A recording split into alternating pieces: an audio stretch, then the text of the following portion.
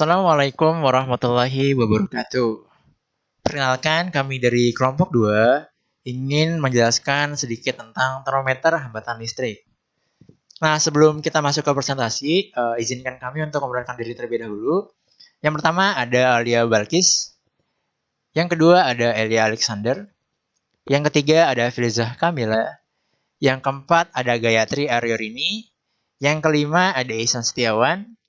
Yang keenam ada Ramadhani Saputra. Dan yang ketujuh ada Rifki Setiawan.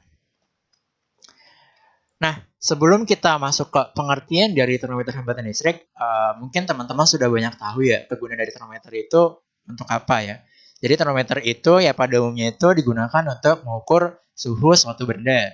Di mana suhu yang diukur itu bisa kuantitas, bisa kualitas. Tapi dari termometer sendiri biasanya diukur untuk pengukuran kuantitas, di mana ada suhu-suhu ya dari mulai suhu 0 sampai 100 untuk derajat Celcius, dan secara pengukuran kualitas biasanya diukur panas atau dinginnya suatu benda. Nah, termometer ini sudah banyak kita gunakan dalam kehidupan sehari-hari ya, mulai dalam kehidupan dalam bidang kedokteran, dalam bidang teknik, segala macamnya. Pasti teman-teman sudah tahu lah ya. Nah, sekarang kita bakal coba masuk ke pengertian dari termometer hambatan listrik. Termometer hambatan listrik adalah sebuah sensor suhu yang merasakan suhu dengan perubahan besarnya arus, tegangan, dan elemen hambatan listrik yang bervariasi pada benda yang diukur. Nah, fungsinya termometer hambatan listrik digunakan untuk membuat pengukuran suhu yang akurat. Nah, pastilah ya, termometer itu ya gunanya itu untuk membuat pengukuran suhu, untuk mengukur suatu benda. Nah, cuma nanti bedanya apa sama termometer yang sering kita gunakan di lab yang biasanya menggunakan merkuri ya, atau air aksa. Nah, sekarang kita coba masuk ke prinsip kerjanya. Nah, termometer hambatan listrik menggunakan logam ya. Menggunakan logam karena logam akan bertambah besar hambatannya terhadap arus listrik jika panasnya bertambah. Nah, bertambah besar ya hambatannya terhadap arus listrik jika panasnya bertambah.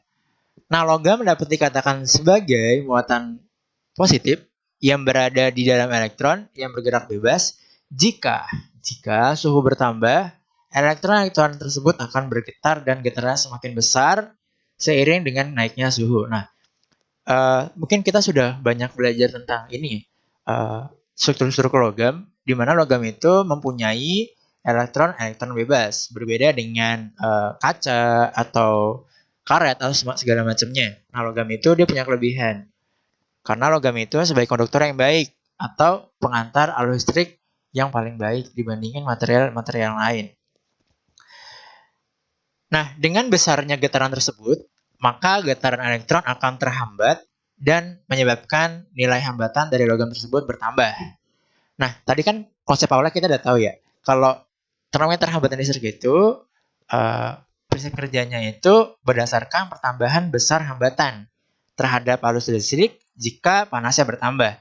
Nah, getaran-getaran tersebut akan menghasilkan gerakan elektron yang terhambat yang mungkin hambatan dari logam tersebut bertambah. Nah, biasanya termometer hambatan listrik banyak menggunakan logam-logam yang berbahan jenis platinum. Karena platinum itu adalah logam yang stabilitasnya dan daya yang dimiliki itu tidak berubah drastis dengan tegangan yang berbeda dengan logam-logam jenis lain. Nah, maka dari itu platinum itu lebih banyak digunakan sebagai bahan dari termometer hambatan listrik. Nah, hambatan listrik dari logam akan bertambah apabila suhu logam naik. Kayak udah prinsip dasarnya kayak gitu. Apabila suhu logam naik, pasti hambatan listrik dari logam juga akan bertambah. Nah, sifat ini yang dipakai sebagai dasar kerja termometer hambatan listrik.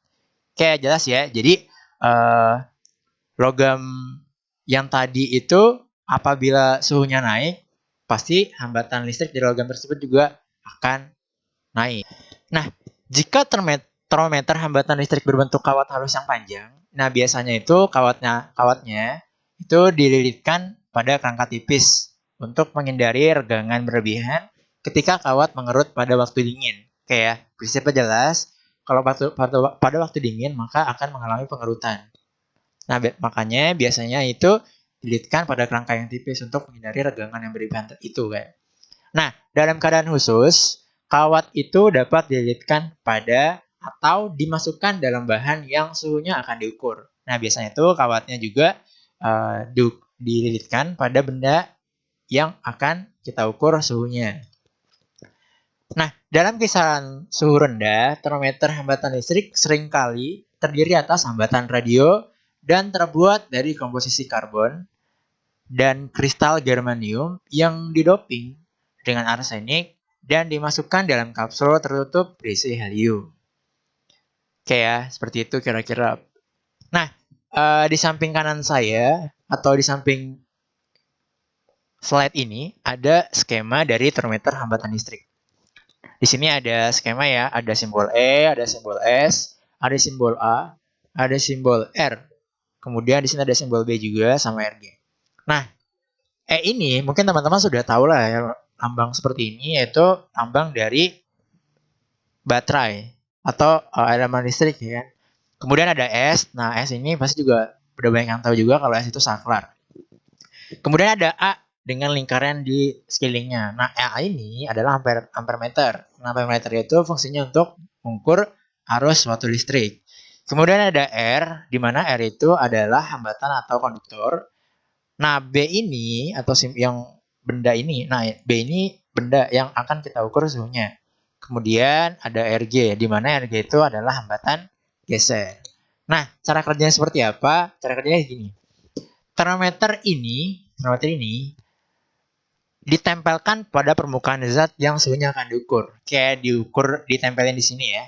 Nah, biasanya hambatan yang diukur dengan memperhatikan arus tetap yang besarnya diketahui dalam termometer itu dan mengukur beda potensial kedua ujung hambatan dengan pertolongan potensiometer yang sangat peka. Nah, kira-kira cara kerjanya seperti itu ya. Jadi, mudah, tinggal ditempelin aja ke bagian benda yang akan kita ingin ukur.